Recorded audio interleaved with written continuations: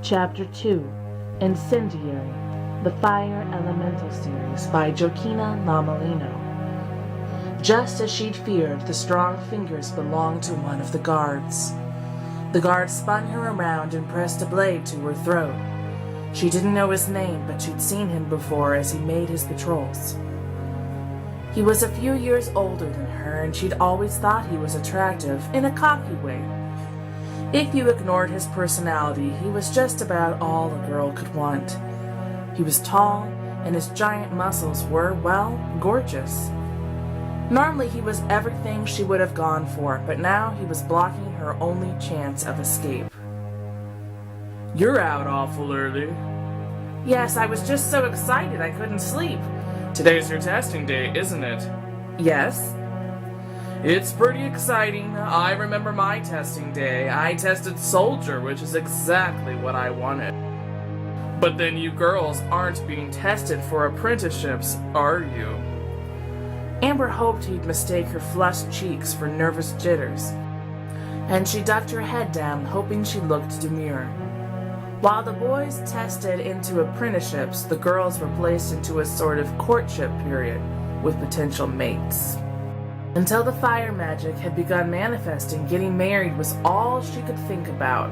She'd spent an excessive amount of time dreaming about who her future husband would be, but who would want her now? Even if she managed to pass the test, there was no way she could hide her powers forever. Can't wait to find out who your husband will be. Amber shook her head shyly from side to side and was relieved to see that the guard had tucked his knife back into his waist pocket.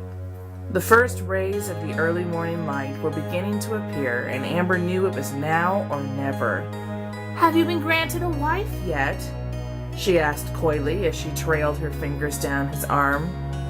She could feel his body shift as he stood up straighter, like a peacock fluffing his feathers before giving her his full attention. This is the first year I've qualified, so no. He leaned forward and whispered in her ear. You never know. We might be seeing a lot more of each other.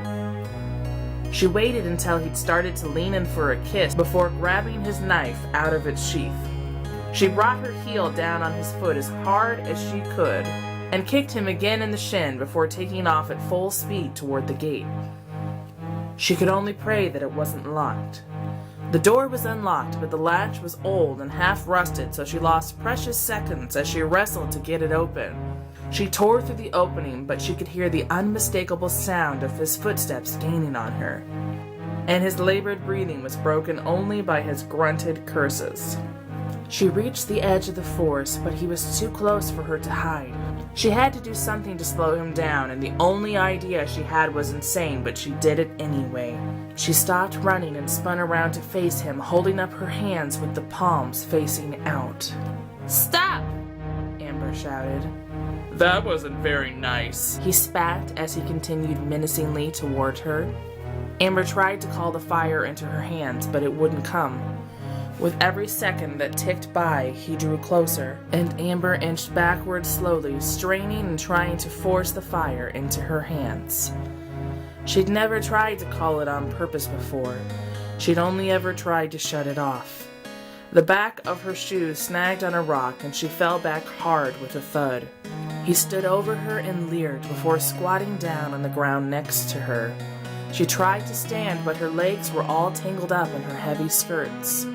If you just wanted to be alone, you should have said so. Amber gulped when she realized that alone was just what they were. They were far enough from the city gate that no one would hear her scream, and the trees would provide more than enough cover to keep her safe from the eyes of the men patrolling the gate.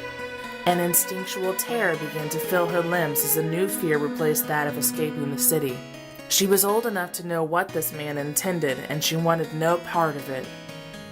There were worse things than death, and according to the city law, he would become her husband by default. It was a woman's duty to protect her virtue, and if she failed, she got to spend the rest of her life cooking and cleaning for her attacker. It didn't happen often, but then most girls followed the rules and didn't leave the city gates. Fear began to morph into rage, and she started lashing out with her fists. "I'd rather die," she bit out angrily.